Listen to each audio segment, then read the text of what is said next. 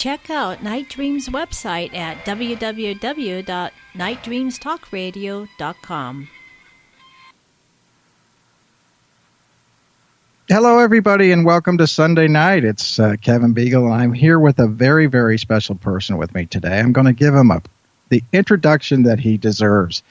My guest tonight started out as an artist, and he's very, very good at drawing different graphic arts and things like that, and he got famous for that, and then he became a contestant on the Spike TV's $10 million Bigfoot bounty, and he started to be a comedian now, and so this guy's made multiple transformations in the time that I've been following him, and it's Richter Riolo. Are you there, Richter? I sure am. Hi, Kevin. Nice to be here. Yeah. Well, so let's talk about this. How did you get started? Well, let's go back to the start.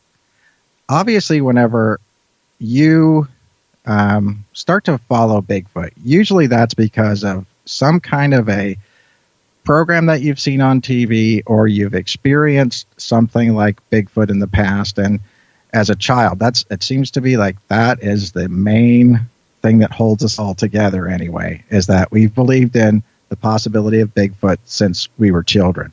Is that what happened with you? Pretty much. That's our commonality since, we're kids from the 70s. I remember watching In Search Of when they had the Bigfoot episode as a small child, maybe 4 or 5. And I was so scared of what they were showing on the screen of the Patterson-Gimlin footage. I remember hiding in my dad's armpit. And he's like, "Look, Ricky," my parents called me Ricky. "Look, Ricky, it's just a man in a monkey suit." And I was still scared. I was like, "Oh my gosh, it's real." And so as a teenager, my mom would take me up to Canada, because I'm from Southern California, because we had relatives in Canada. We would drive up through the Pacific Northwest. And shortly after Mount St. Helens erupted in 1980, we stopped at the last spot you could stop at before you go any further to Mount St. Helens. It was like a little coffee shop. And there was a lot of loggers. And I was reading, the Renee DeHenden, Don Hunter book about Sasquatch. And I was very heavily involved in reading about Bigfoot. And I saw this logger, and I remember the stories about loggers seeing Bigfoot. So I walk up to this one logger, and I'm maybe 10 years old. And my mom was not with me to coach the logger on. I was very brave. And I walked up to him and I said, "Sir, are you a logger?" And he said, Yeah. How can I help you?" And I said, "Have you seen Bigfoot?" And I remember this to this day. This logger turned to me and he said, "You see them in the spring when the berries are blossoming, and you'll see them on the sides of the road eating the berries." And then he got up and walked away from me. And I'm like, oh my gosh, I just talked to somebody that's seen Bigfoot. So that kind of reinforced that there's something out there. And that was my fascination as a child. So yeah, and I think it's one of those things that you're exactly the same way. I mean, I was in Ireland whenever I was growing up and watching In Search Of with Leonard Nimoy. But and so I just found that fascinating. It was one of those things. There was 2 episodes that I found incredibly powerful to me. One was the Bigfoot episode, and the other one was the crystal, the place in Florida where the guy had built it for his wife, and he basically they had thought he had used sound to move a bunch of big heavy stones around. So I mean those were the 2 things that I actually just found so fascinating with it. But I didn't move to America until after Mount St. Helens had actually erupted. So, I can see as soon as I moved here, I saw exactly why people thought that in this area there could be Bigfoot, at least, in this area. Oh yeah, absolutely. Because you can get into a situation where you can get out in the woods and you can't see more than 4 feet away from yourself, and it's weird. And yeah, it's so thick. You walk out 3 feet and you're lost. Yeah. do you now? So whenever you were living in California, was that in Southern California? I know that people had seen, a lot of people think that there's Bigfoot down around certain areas of Southern California. But is that something that your family was sort of wanting to look into, or was that more of a? No. Yeah. No, I'm from Southern California. I grew up in La Mirada / Whittier, which is our suburbs of downtown LA. And I have a message for your listeners. There are no Sasquatch or Bigfoot in Southern California. Reason being, the human population is so dense. Now, if you go to Disneyland and go on the Matterhorn ride, I guarantee you will see at least 3 abominable snowmen. And that's as good as it gets in Southern California. Well, you see, this is the type of thing. This is why Richter is such a touch point and a spark point, because you have very definitive answers about these types of things, and so, well, I mean, it's good. It's a good opinion to have because Kevin.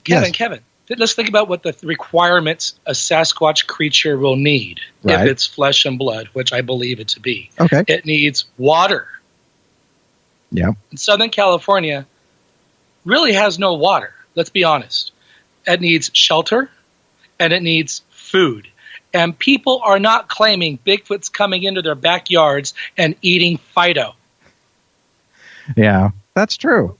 Okay? Yeah. The shelter, the Pacific Northwest, the shelter that region of our continent gives these creatures, if they're real, which I think they are, is their best chance at survival, not hiding in the alleys of downtown LA.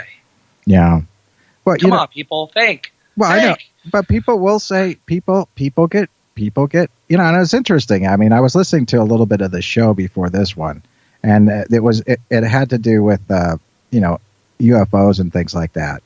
And so what was interesting though is that it was talking about shadow beings and orbs and those types of things. And if you have those different types of experiences, that you should contact MUFON.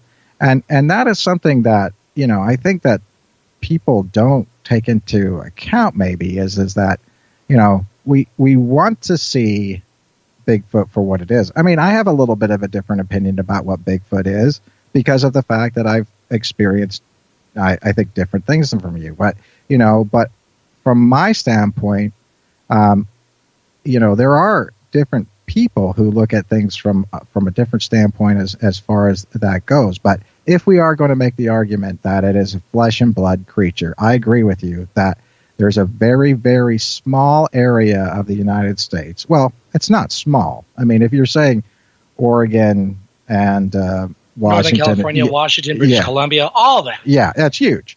Yeah. But I don't think that they're necessarily, if you're looking for a flesh and blood creature, that you're going to find one in a cornfield in Iowa either. That's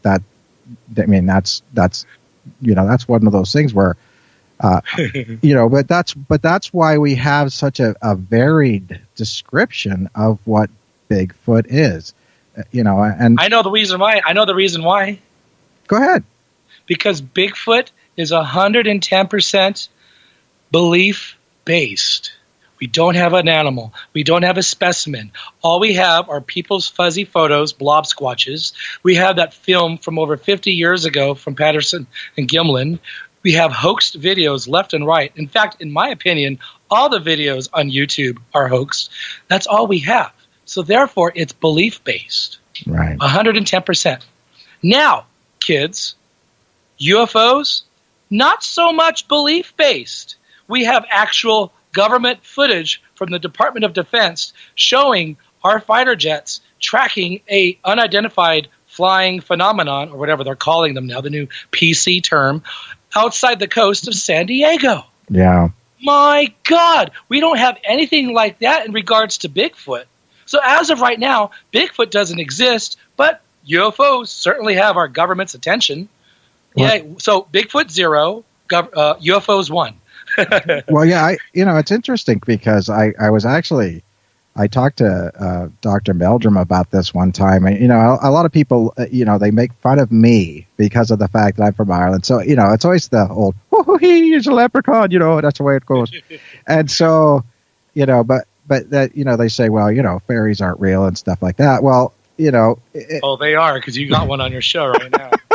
I wasn't going to go there, but the thing that's interesting about it is that, but if you look at little people and stories of little people, at least you've seen people like pygmies, or Homo floresiensis, they existed and things like that. And so, we've had 2 to 3 feet tall humanoid beings kind of traipsing around. And, in some of these stories where you take a look at maybe like the Ibu Gogo of the Indonesian islands, I mean, you can make the argument that those little guys, little Homo floresiensis, are still around somewhere and hanging out. And that's why they say that. So, from that standpoint, little people, as far as that goes, actually has more evidence than Bigfoot, that you could prove.